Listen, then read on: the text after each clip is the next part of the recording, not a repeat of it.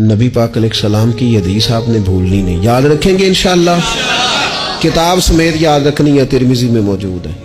حضور صلی اللہ تعالی علیہ وسلم فرماتے ہیں، حضرت ابو ہریرہ راوی ہیں، نبی پاک فرماتے ہیں اللہ کی بارگاہ میں دعا سے زیادہ کوئی عزت والی اور تکریم والی چیز ہے ہی کوئی نہیں۔ وہ بڑا معزز ہے بندہ، بڑا مکرم ہے وہ بندہ، رب کی بارگاہ میں بڑے اعزاز والا ہے جو رب کی بارگاہ میں دعا مانگتا ہے۔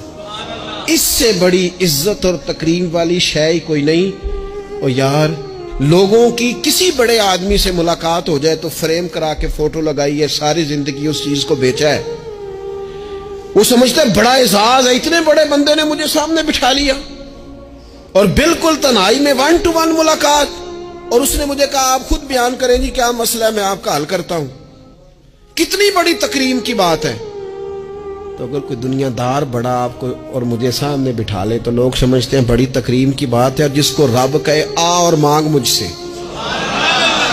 وَإِذَا سَأَلَكَ عِبَادِي عَنِّي فَإِنِّي قَرِيبٌ أُجِيبُ دَعْوَةَ الدَّاعِ إِذَا دَعَانِ۔